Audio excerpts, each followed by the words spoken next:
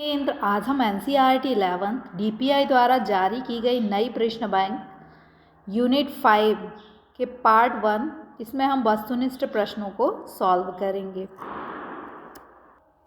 सहसंबंध गुणांक सदैव स्थिर होता है। सहसंबंध गुणांक का मान सदैव +1 और -1 के बीच में स्थित होता है।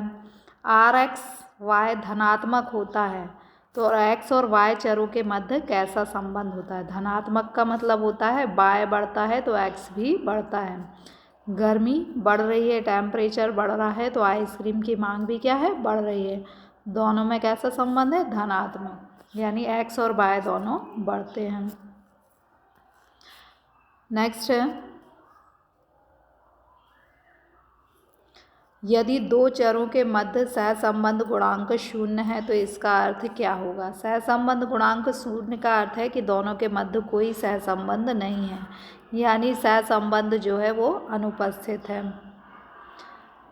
नेक्स्ट है, आधार वर्ष होता है। आधार वर्ष को हम तुलना वर्ष या संदर्भ वर्ष भी कहते हैं। निम्नलिखित में से कौन सा माप किसी भी प्रकार के सहसंबंध को माप सकता है। तो कार्ल पियर्सन का सहसंबंध गुणांक जो है वो किसी भी प्रकार के सहसंबंध को माप सकता है। कोटि अंतर्विधि किसकी देन है, स्पेयरमैन की देन है। अधिकांश भारित सूचकांकों में भार का संबंध आधार वर्ष से होता है। जब दो चरों के बीच परिवर्तन एक ही दिशा में होता है तो वहाँ धनात्मक संबंध होता है। मतलब टेम्परेचर बढ़ रहा है तो आइसक्रीम की मांग भी क्या है, बढ़ रही है। तो कैसा संबंध है दोनों के मध्य, धनात्मक। बुद्धिमत्ता, सुंदरता आदि तथ्यों का मध्य सहसंबंध गुणांक। बुद्धिमत्ता, सुंदरता, इनके मध्य यदि हमें सहसंबंध निकालना हो तो हम स्पीयरमैन की श्रेणी अंतर विधि का प्रयोग करेंगे। निर्देशांक सूचकांक का उपयोग होता है जीवन स्तर की जानकारी के लिए, उत्पादन संबंधी जानकारी के लिए, विदेशी व्यापार की जानकारी, यानी आंसर सही है उपरोक्त सभी। 11 है, निर्देशांक के प्रकार बताइए। तो निर्देशांक के प्रकार हैं उपभोक्ता, थोक मूल्य, औद्योगिक उत्पादन निर्देशांक उपरोक्त सभी। आधार वर्ष के सूचकांक का मूल्य क्या होता है। आधार वर्ष के सूचकांक का मूल्य 0 होता है। एक निर्देशांक में P0 किसको प्रकट करता है। 0 का मतलब होता है आधार वर्ष, 1 का मतलब चालू और 0 का मतलब आधार वर्ष। निर्देशांक का गुण है कि निर्देशांक से हम तुलना कर सकते हैं। इसकी गणना प्रतिशत के आधार पर की जाती है। ये एक संख्यात्मक माप होती है। ये D जो है सही आंसर है इसका। 15 है, किस सूत्र को सूचकांक निर्माण के लिए आदर्श माना जाता है। फिशर का जो सूत्र है उसे आदर्श सूत्र माना जाता है। रिक्त स्थान की पूर्ति करें। डैश आर्थिक बैरोमीटर के रूप में जाना जाता है। सूचकांक जो है वो आर्थिक बैरोमीटर के रूप में जाना जाता है। आर्थिक निर्देशांक के आकलन में Q0 का अर्थ क्या है। Q0 का मतलब होता है आधार वर्ष की मात्रा। Q मतलब क्वांटिटी और 0 का मतलब आधार वर्ष।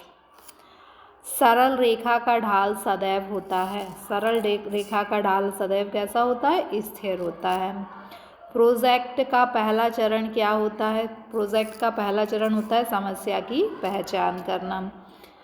जब हम पहचान करेंगे तभी आगे कार्य कर पाएंगे। उत्पाद की प्रामाणिकता की जांच हेतु किस चिन्ह का प्रयोग किया जाता है। ISI चिन्ह का प्रयोग किया जाता है। डैश 2 या 2 से अधिक चरों के मध्य संबंध को बताता है। सहसंबंध 2 चरों के मध्य संबंध को बताता है। कीमत और मांग के मध्य संबंध कैसा है, विपरीत है। यानी कीमत बढ़ेगी तो मांग क्या होगी, घटेगी। टमाटर की कीमत बढ़ जाए तो आप कम टमाटर खरीदेंगे। एक बढ़ रहा है एक घट रहा है तो संबंध कैसा है, ऋणात्मक या विपरीत संबंध है। जब दो चरों के मध्य समान अनुपात में और विपरीत दिशा में परिवर्तन होता है तो इस प्रकार के सहसंबंध को हम क्या कहते हैं, इसको पूर्ण ऋणात्मक सहसंबंध कहते हैं। समान का मतलब होता है पूर्ण और विपरीत का मतलब होता है ऋणात्मक। नेक्स्ट है, आधार वर्ष को डैश वर्ष कहा जाता है, तो आधार वर्ष को हम सामान्य वर्ष कहते हैं। संकेत अक्षर P01 में 1 का मतलब क्या है? 1 का अर्थ है वर्तमान वर्ष या चालू वर्ष। सत्य असत्य बताइए।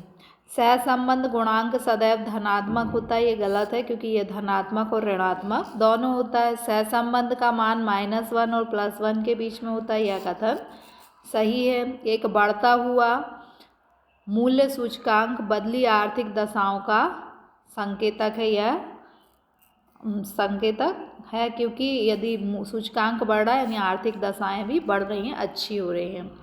कार्ल पियर्सन का सहसंबंध गुणांक केवल सहसंबंध की मात्रा को स्पष्ट करता है, ये गलत है, मात्रा और दिशा दोनों को बताता है। मुद्रास्फीति को थोक मूल्य सूचकांक में परिवर्तन के रूप में मापा जाता है, यह कथन सही है क्योंकि मुद्रास्फीति थोक मूल्य से नापी जाती हैं। पूर्ण सहसंबंध को +1 कहते हैं यदि x श्रेणी स्थिर है और y श्रेणी लगातार बढ़ रही है, तो इनके मध्य संबंध कैसा है? ऋणात्मक सहसंबंध है, तो यह कथन क्या है? गलत है, असत्य है। निर्देशांक की रचना करते समय आधार वर्ष का चयन उत्पादन वृद्धि के आधार पर किया जाता है। उत्पादन वृद्धि के आधार पर नहीं बल्कि सामान्य उत्पादन या सामान्य वर्ष के रूप में किया जाता है, इसलिए यह कथन गलत है। मूल्य निर्देशांक में वृद्धि मुद्रा की क्रय शक्ति को कम करता है। यदि वस्तु की कीमत बढ़ जाती है तो अब आप कम वस्तु उतने पैसे में खरीद पाते हैं, यानी मुद्रा की क्रय शक्ति घट जाती है, तो यह कथन सही है। आधार वर्ष का सूचकांक 1 होता है, ये गलत है, 0 होता है। सही जोड़ी बनाइए। सहसंबंध गुणांक की उच्चतम सीमा है, उच्चतम सीमा क्या है? +1। सहसंबंध की निम्नतम सीमा क्या है? -1। R0 का मतलब क्या है? सहसंबंध की अनुपस्थिति। 0 मतलब कोई सहसंबंध नहीं है। R +-1 जो है ये पूर्ण सहसंबंध को बताता है। +1 मतलब पूर्ण धनात्मक, -1 मतलब पूर्ण ऋणात्मक सहसंबंध। लेस्पियर की विधि जो है, लेस्पियर की विधि में आधार वर्ष की मात्रा का भार दिया जाता है। पाश्चे की विधि जो होती है उसमें चालू वर्ष की मात्रा का भार दिया जाता है। फिशर की जो निर्देशांक है उसे हम आदर्श निर्देशांक कहते हैं। मूल्य अनुपात आदर्श निर्देशांक में निकाले जाते हैं। उपभोक्ता मूल्य सूचकांक